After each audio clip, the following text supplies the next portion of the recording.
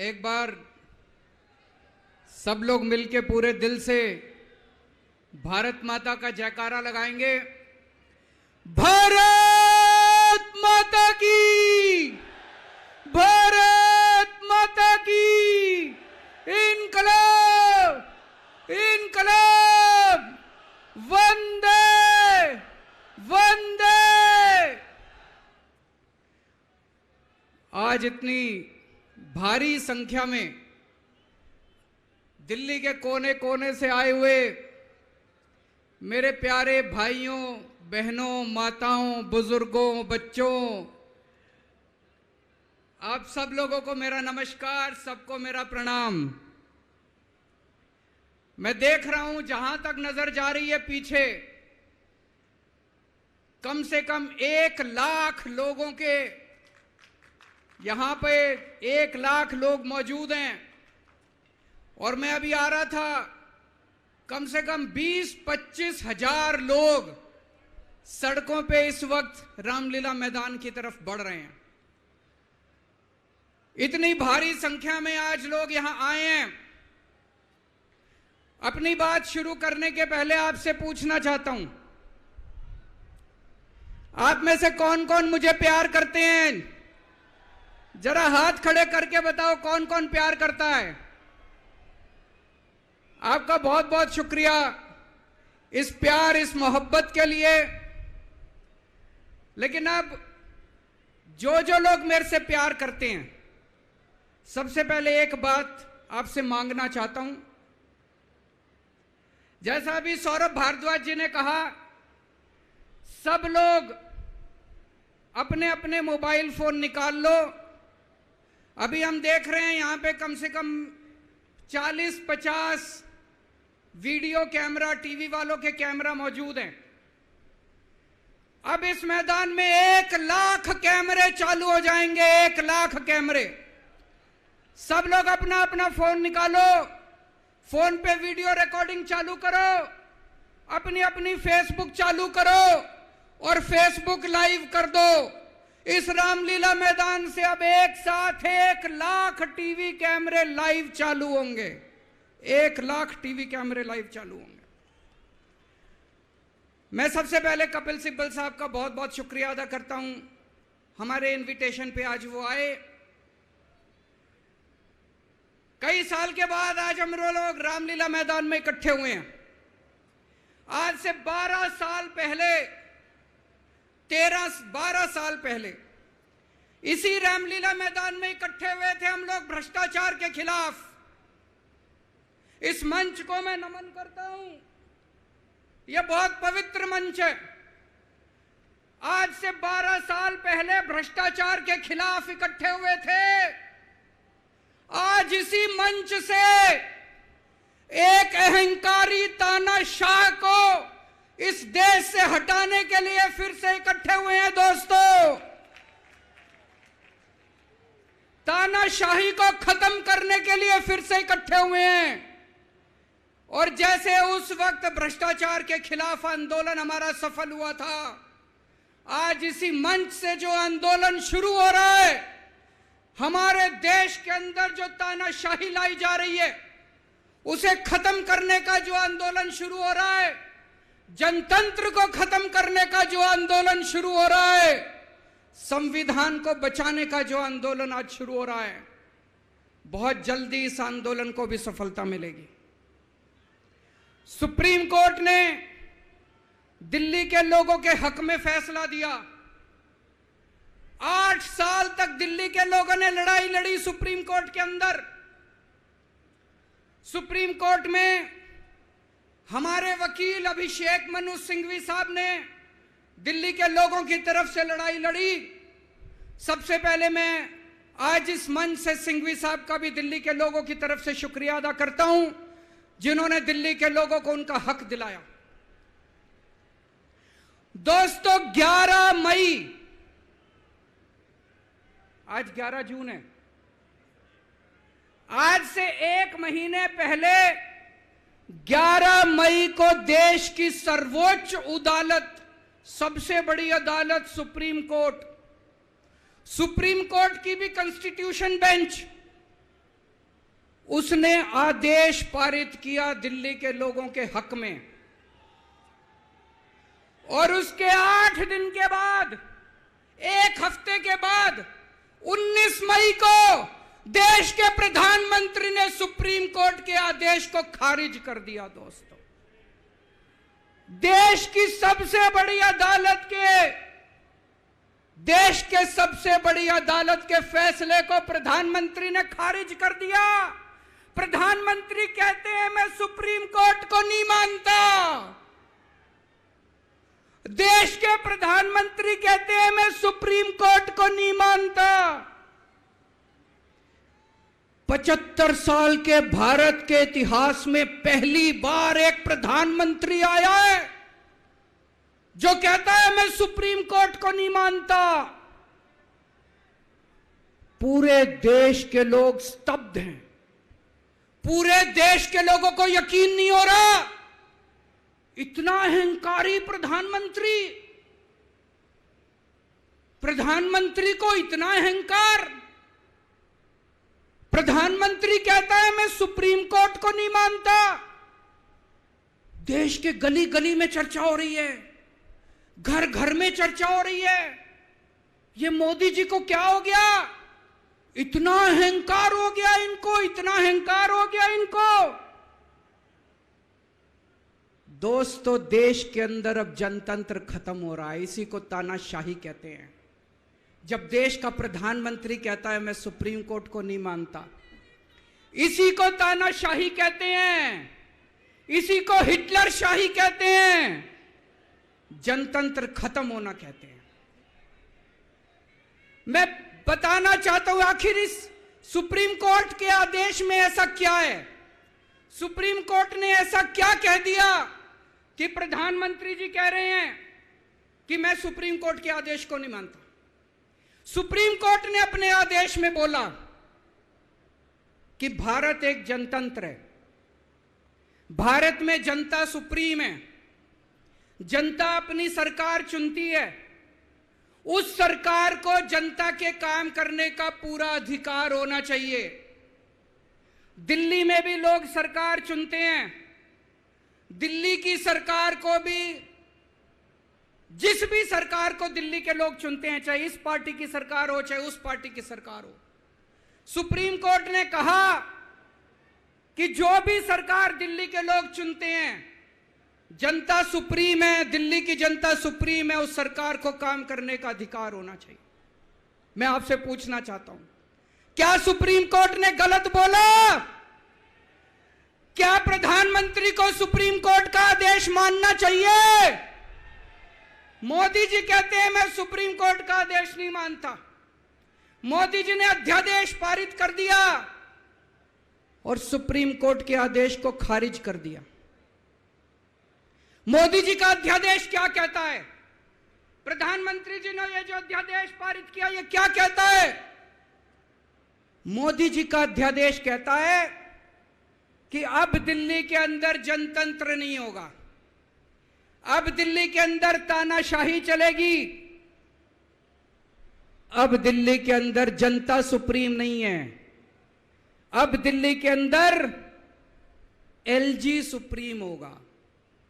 अब दिल्ली के अंदर चाहे जनता जिसको मर्जी वोट दे, चाहे जनता जिसकी मर्जी सरकार बनाए, प्रधानमंत्री जी कहते हैं सरकार तो मैं ही चलाऊंगा, मेरी तानाशाही चलेगी। अब जनता सुप्रीम नहीं है, जनता की नहीं चलेगी, जनता की सरकार की नहीं चलेगी। प्रधानमंत्री जी कहते हैं एलजी के जरिए मैं सरकार चलाऊंगा। 26 जनवरी 1950 को हमारे देश का संविधान लागू हुआ। बाबा साहब अंबेडकर ने संविधान बनाया। बाबा साहब अंबेडकर ने अपने संविधान में लिखा कि इस देश के अंदर जनतंत्र होगा, जनता सुप्रीम होगी। आज प्रधानमंत्री जी ने भारत के संविधान के परखच्चे उड़ा दिए।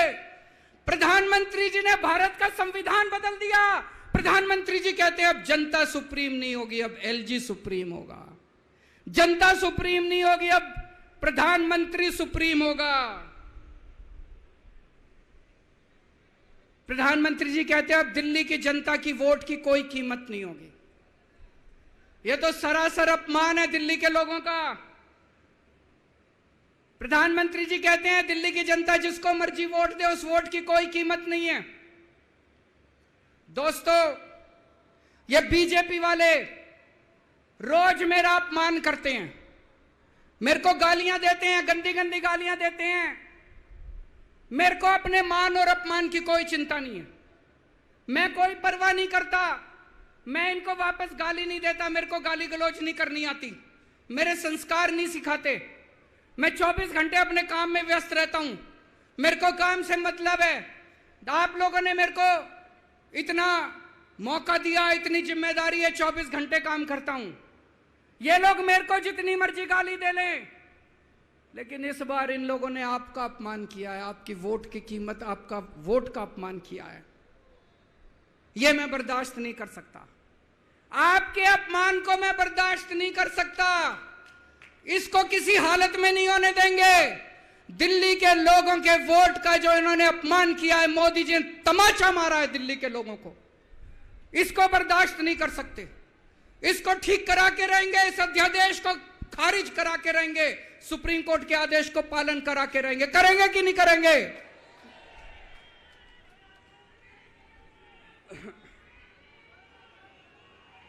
मैं पूरे देश में घूम रहा हूं, हर राज्य के अंदर गया। मैं पिछले दिनों पूरे देश के अंदर घूम रहा हूं, सारी पार्टियों के नेताओं से मिला। मैं आपको दिल्ली के लोगों को बताना चाहता हूं, देश के सारे लोग आपके साथ हैं। आप ये मत समझना आप अकेले हो, 140 करोड़ लोग आपके साथ हैं। वेस्ट बंगाल के लोग आपके साथ हैं, तमिलनाडु के लोग आपके साथ हैं, केरला के लोग आपके साथ हैं, महाराष्ट्र के लोग आपके साथ हैं, बिहार के लोग आपके साथ हैं, उत्तर प्रदेश के लोग आपके साथ हैं, मध्य प्रदेश के लोग आपके साथ हैं। 140 करोड़ लोग मिलके इस अध्यादेश का विरोध करेंगे, जनतंत्र को बचाएंगे दोस्तों। और मैं पूरे देश के लोगों को बोलना चाहता हूं, यह मत सोचना कि यह केवल दिल्ली वालों के साथ हुआ है। मुझे अंदर से पता चला यह मोदी जी का पहला वार है। ऐसा ही अध्यादेश, जो अध्यादेश आज दिल्ली में पारित किया गया, जिस अध्यादेश के जरिए दिल्ली वालों की ताकत खत्म कर दी गई, इस अध्यादेश के जरिए, जिस अध्यादेश के जरिए दिल्ली के अंदर आज तानाशाही लागू की जा रही है, कल यही अध्यादेश राजस्थान के लिए लाया जाएगा, कल यही अध्यादेश पंजाब के लिए लाया जाएगा, कल यही अध्यादेश मध्य प्रदेश के लिए लाया जाएगा, कल यही अध्यादेश महाराष्ट्र के लिए लाया जाएगा। इसे अभी रोकना पड़ेगा, सबको मिलकर अभी रोकना पड़ेगा दोस्तों।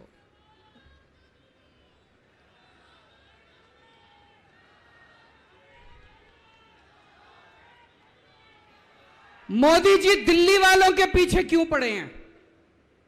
दिल्ली वालों के पीछे क्यों पड़े हैं मोदी जी?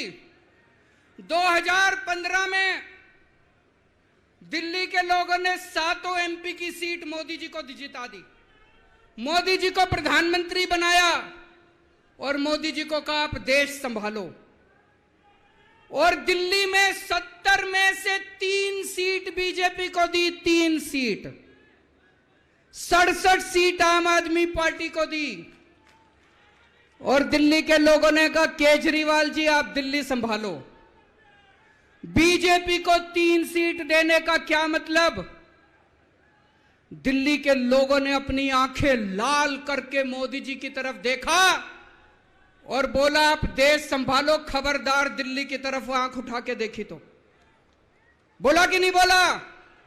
2020 में फिर से दिल्ली के लोगों ने 7 एमपी की सीट मोदी जी को दी, बोले आप देश संभालो।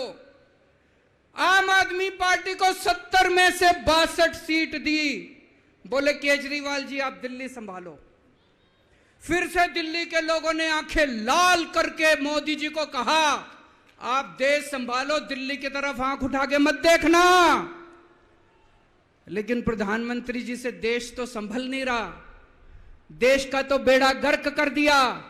रोज उठते हैं और दिल्ली वालों के काम रोक देते हैं, रोज उठते हैं और दिल्ली वालों के काम।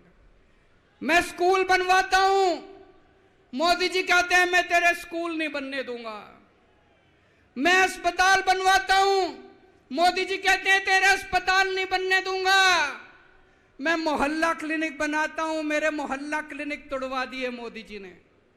पिछले साल प्रधानमंत्री जी ने दिल्ली के अस्पतालों में दवाइयां बंद करा दी। मैं सीसीटीवी कैमरे लगवाता हूं, प्रधानमंत्री जी एलजी को कह के सीसीटीवी कैमरे नहीं लगने देते। पिछले साल मोहल्ला क्लिनिक के अंदर इन्होंने गरीबों के टेस्ट बंद करवा दिए। दोस्तों, मैंने दिल्ली के लोगों के लिए योगा क्लासेस शुरू की, प्रधानमंत्री जी ने योगा क्लासेस बंद करवा दी। प्रधानमंत्री जी से मैं कहना चाहता हूं, आप देश संभालो ना, आपसे देश तो संभल नहीं रहा। देश का बेड़ा गर्क कर दिया आपने। चारों तरफ इतनी महंगाई हो रही है, पेट्रोल 100 रुपए लीटर पहुंच गया, डीजल 90 रुपए लीटर पहुंच गया, दूध महंगा हो गया, सब्जियां महंगी हो गई, एलपीजी का सिलेंडर 1000 रुपए के ऊपर हो गया।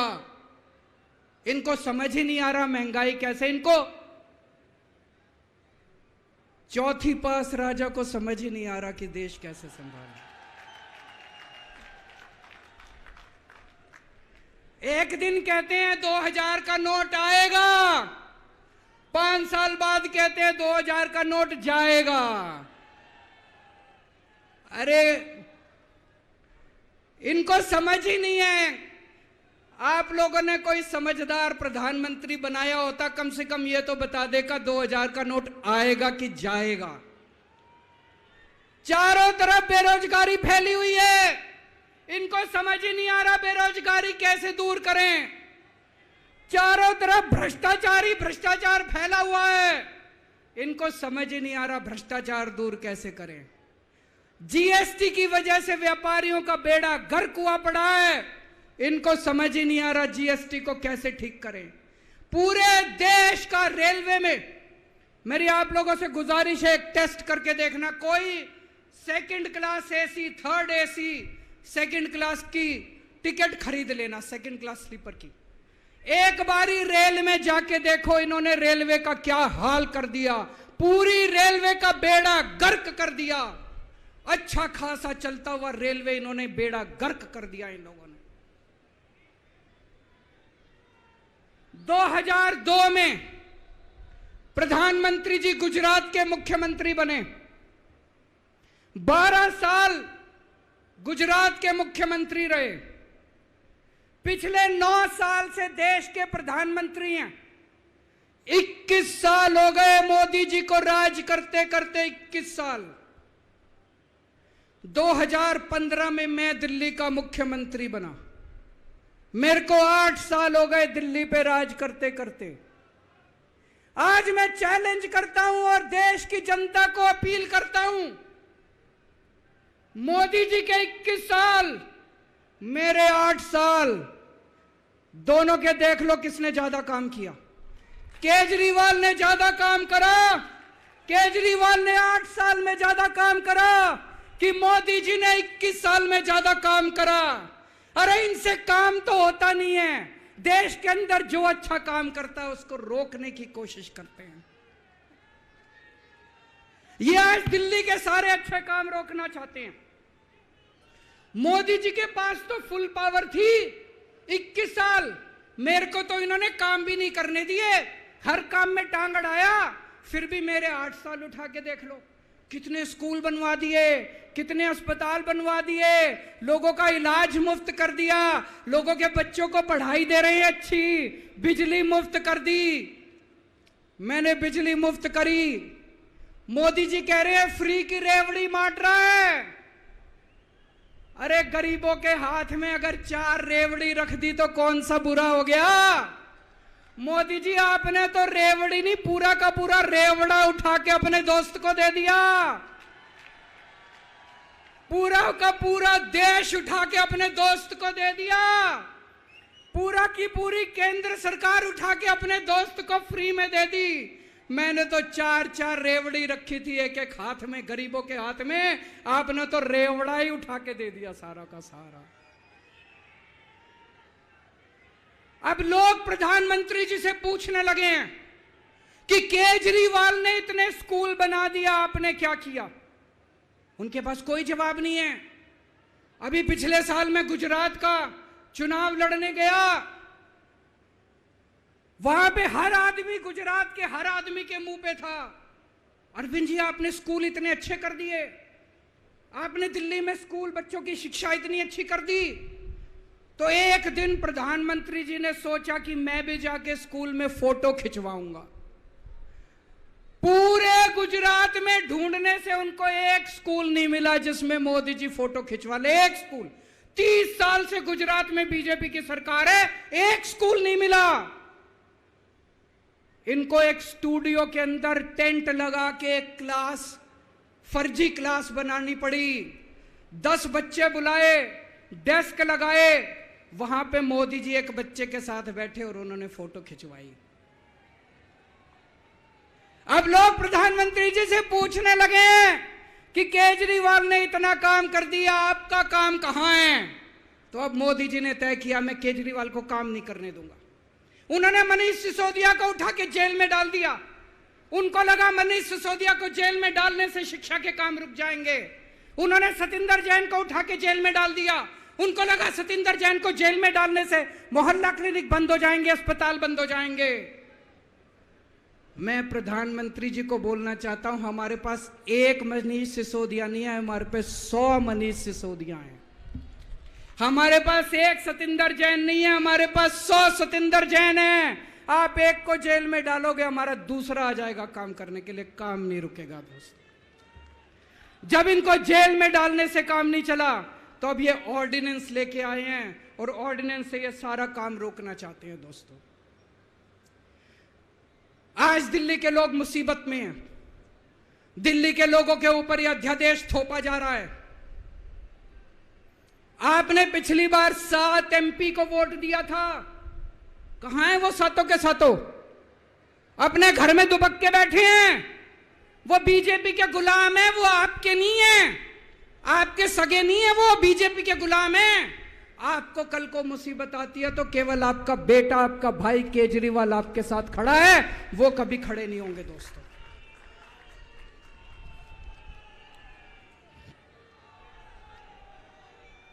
और अंत में मैं आपको एक कहानी सुनाना चाहता हूं। चौथी पास राजा, किस किसने सुनी है ये कहानी? इस कहानी का महात्म्य है कि इस कहानी को जितनी बार सुनोगे, जितनी बार सुनाओगे, उतनी भगवान की कृपा आपके परिवार के ऊपर बरसेगी। इस कहानी का जितना प्रचार प्रसार करोगे, उतना देश की तरक्की होगी, उतना समाज की तरक्की होगी। तो जिन लोगों ने कहानी सुनी है वो भी बड़े ध्यान से दोबारा सुनना, अच्छे से सुनना और इसका खूब प्रचार प्रसार करना। यह कहानी एक राजा की है, एक चौथी पास राजा की कहानी है, एक अहंकारी राजा की कहानी है, एक भ्रष्टाचारी राजा की कहानी है। आप लोगों ने राजा और रानी की कई कहानियां सुनी होंगी।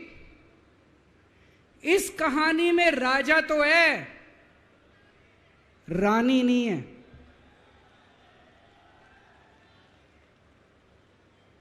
तो एक महान देश था, कई हजार साल पुराना देश। उस देश के एक गांव में एक बच्चा पैदा हुआ, बहुत गरीब घर में एक बच्चा पैदा हुआ। तो जैसे गांव के अंदर बच्चा पैदा होने पे ज्योतिषी आते हैं, ज्योतिषी आके बच्चे का भविष्य बताते हैं, ऐसे गांव का ज्योतिषी आया, उसने बच्चे की कुंडली देखी और बच्चे की मां को बोला कि माई, तेरा बेटा बड़ा होके बहुत बड़ा सम्राट बनेगा। माई को समझ नहीं आया, मैं इतनी गरीब, मेरा परिवार इतना गरीब, मेरा बेटा सम्राट कैसे बनेगा। खैर बच्चा धीरे धीरे बड़ा होने लगा। गांव के सरकारी स्कूल में उसका एडमिशन करा दिया। उसका पढ़ने लिखने में मन नहीं लगता था। पढ़ते पढ़ते क्लास करते करते चौथी में आके उसने नाम कटवा लिया। उसका पढ़ाई लिखाई में मन नहीं लगता था। बगल में, गांव के बगल में एक रेलवे स्टेशन था। घर में बहुत गरीबी थी। वो बच्चा वहां स्टेशन पे जाके चाय बेचने लगा।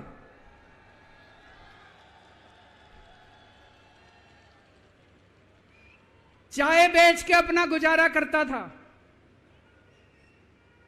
वो भाषण बहुत अच्छा देता था, बचपन से ही बड़ा अच्छा भाषण देता था।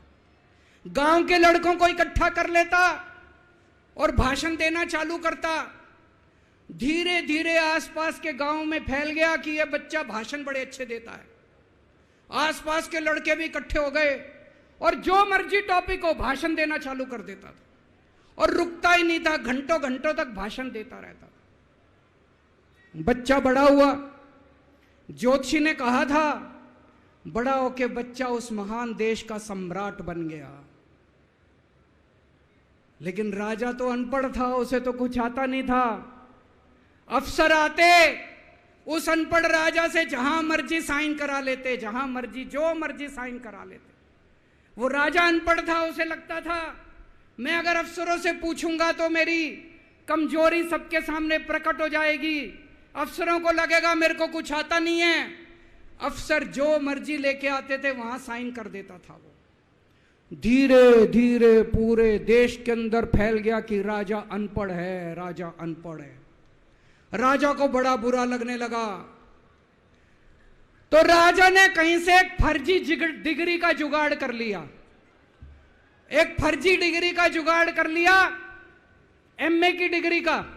और राजा बोला मैं एमए हूं। पर सच्चाई तो पूरे देश को पता थी, राजा तो अनपढ़ था।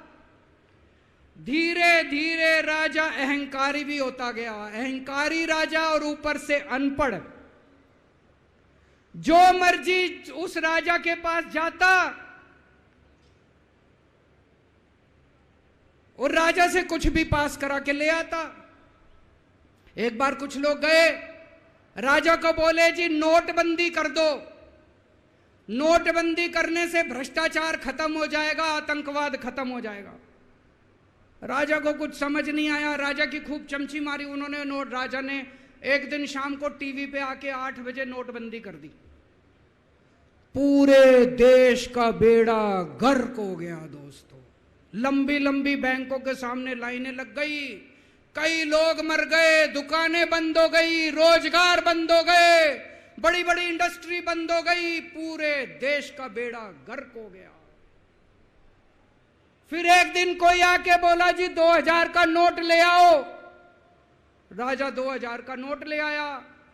4 साल बाद कुछ लोग आके बोले जी 2000 का नोट बंद कर दो। राजा ने 2000 का नोट बंद कर दिया। राजा को अक्ल तो थी नहीं, बेवकूफ था, अनपढ़ था। कभी 2000 का नोट चालू करता था, कभी 2000 का नोट बंद करता था। एक बार कुछ लोग आके बोले जी ये किसानों के कानून बना दो, इस कानून से किसानों का भला होगा। राजा ने कानून बना दिए। पूरे देश के किसान सड़कों पे उतर आए। 750 किसान मर गए आंदोलन में। और 1 साल के बाद राजा को वो तीनों कानून वापस लेने पड़े। एक बार उस देश के अंदर बहुत बड़ी महामारी फैल गई। चारों तरफ महामारी फैल गई, लोग मरने लगे। किसने आके बोला जी थाली बजवाओ तो देश ठीक हो जाएगा। तो राजा ने पूरे देश में थाली और चम्मच बजवा दिए।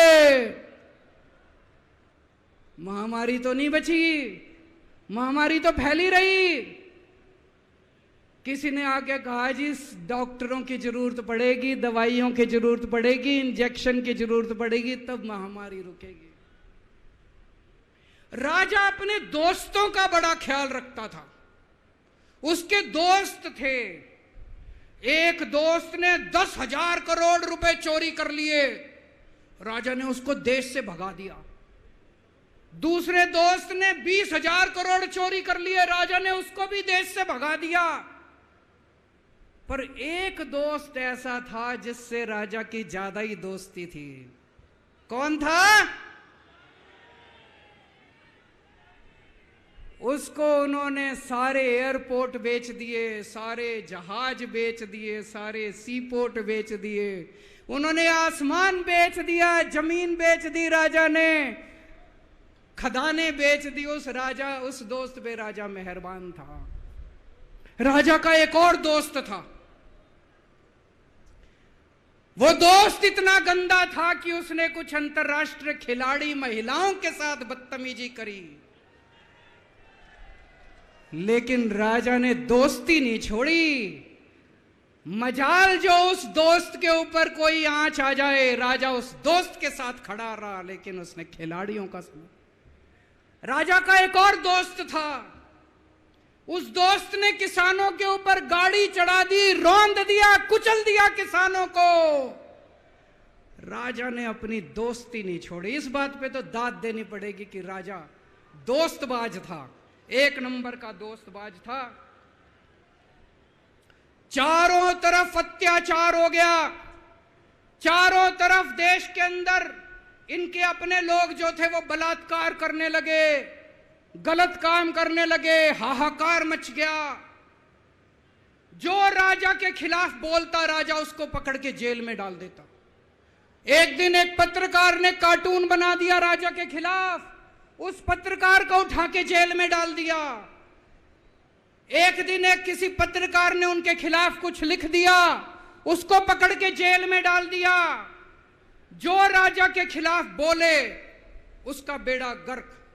कोई जज अगर उस राजा के खिलाफ ऑर्डर करता था, राजा उसको बख्शता नहीं था। चारों तरफ अत्याचार, महंगाई, बेरोजगारी। ऊपर आसमान में देवता ये सब देख रहे थे कि पृथ्वी के ऊपर कितना घनघोर अत्याचार हो रहा है। सारे देवता इकट्ठे हुए, देवताओं ने मीटिंग करी। सारे देवता मिलकर शिवजी महाराज जी के पास गए और कहा, महाराज कुछ करो, पृथ्वी के ऊपर अन्याय हो गया, अत्याचार हो गया, चारों तरफ बलात्कार, चारों तरफ हाहाकार मचा हुआ है, जनता परेशान हो रही है। पृथ्वी जी, शिवजी महाराज जी ने अपनी तीसरी आंख खोली और दोस्तों यहां प्रचंड पृथ्वी के ऊपर अजीब अजीब घटनाएं घटने लगी। उज्जैन के अंदर महाकाल की 6 सप्तऋषियों की बड़ी बड़ी 10 फुटा भारी भारी मूर्तियां थी। एक दिन बारिश और तूफान आया और 6 की 6 मूर्तियां टूट गई। लोगों ने कहा बड़ा अपशकुन हो रहा है, बड़ा अपशकुन हो रहा है। एक दिन एक ट्रेन एक्सीडेंट हो गया, 250 से ज्यादा लोगों की मौत हो गई। लोगों ने कहा बड़ा अपशकुन हो रहा है। और एक दिन घनघोर बारिश आई, तूफान आया, ऊपर से आकाशवाणी हुई। सारे देश की जनता को भगवान ने कहा कि आप महान देश के लोग हो, क्या कर रहे हो, उठो, खड़े हो जाओ और इस अहंकारी राजा के खिलाफ सब लोग मिलकर आवाज उठाओ। भगवान आपके साथ है। और उसके बाद दोस्तों सोई हुई जनता जाग गई और 1 साल के अंदर उस अहंकारी राजा का राजपाट जनता ने उखाड़ के फेंक दिया। और उसके बाद वो महान देश दिन दूनी रात चौगुनी प्रगति करने लगा। ये कहानी बड़ी पवित्र कहानी है। इस कहानी को सुनने से और सुनाने से परिवार का, समाज का और देश का बहुत भला होता है। इसे ज्यादा से ज्यादा शेयर कीजिए, ज्यादा से ज्यादा लोगों तक पहुंचाइए ताकि ज्यादा से ज्यादा लोग इसे सुन सकें, इसे समझ सकें। अंत में आपसे एक ही विनती है, अगली बार वोट डालने जाओ तो ऐसे आदमी को वोट डालना, ऐसे आदमी को प्रधानमंत्री बनाना जो कम से कम इतनी तो समझ रखता हो कि 2000 का नोट कैंसिल करना है कि चालू करना है। कपिल सिब्बल साहब एक बहुत अच्छी लड़ाई लड़ रहे हैं। इनकी एक वेबसाइट है इंसाफ के सिपाही। आप लोग सब लोग ज्यादा से ज्यादा इस वेबसाइट पे जाके इसको लॉगिन करें, रजिस्टर करें और हम सब लोगों को मिलके अपने महान देश भारत देश के लिए काम करना है। भारत माता की।